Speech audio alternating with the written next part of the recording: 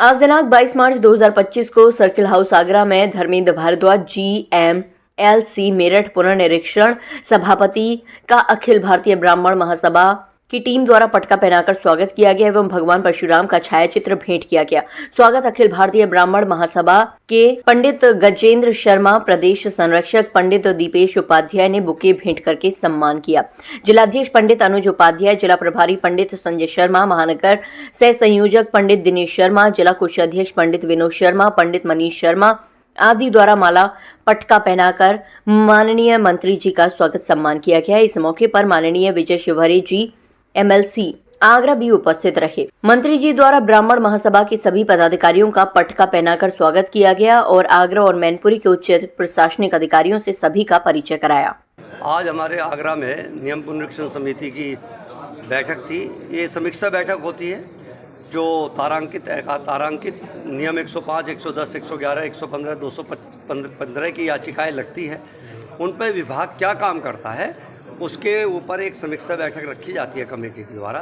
तो आज आगरा और मैनपुरी की थी, तो सभी अधिकारियों का काम बड़ा संतोषजनक है, काम अच्छा किया हुआ है, प्रदेश के विकास के लिए काम कर रहे हैं और कुछ छोटी मोटी खामियां थी, उस खामियों को सुधारने का सुझाव दिया गया।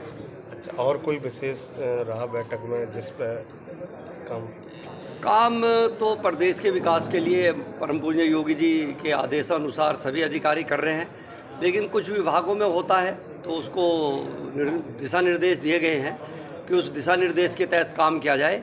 जैसे जल निगम को दिशा निर्देश दिया गया है कि जो गांवों में सड़कें तोड़ दी गई है उनके भराव के लिए, उनके बनाने के लिए, उनके रिपेयर के लिए अच्छी तरीके से काम किया जाए। बिजली विभाग के अधिकारियों को कहा गया है कि कोई भी जिस पर बकाया हो, अधिक से अधिक बकाया हो, उसके कनेक्शन तुरंत काट दिए जाए।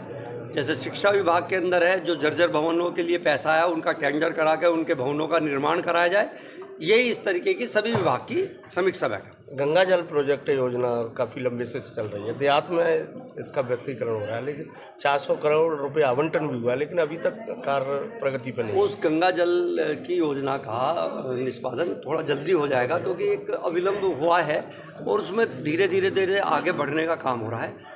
और ये तो आपने देखा कि अभी महाराणा प्रताप जी के शिवाजी पार्क के बनाने के लिए आदरणीय फडणवीस ने भी घोषणा कर दी अच्छी तरीके से कल।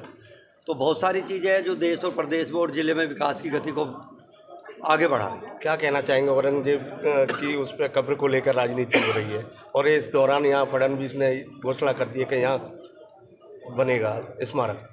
औरंगजेब के बारे में तो मुझे कहने की आवश्यकता ही नहीं। जिसके पिताजी ने ही अपने बेटे को कहा हो कि मुझे ऐसा पुत्र ही नहीं चाहिए, तो उसके बाद कहने के लिए बचता ही क्या है। जिसके पुत्र को जिसने अपने पुत्र के लिए कहा हो कि मुझे ऐसा पुत्र ना हो, इससे तो अच्छे पुत्र हिंदुओं में होते हैं। कम से कम वो मरने के बाद भी जो है उनका श्राद्ध के रूप में याद करते हैं।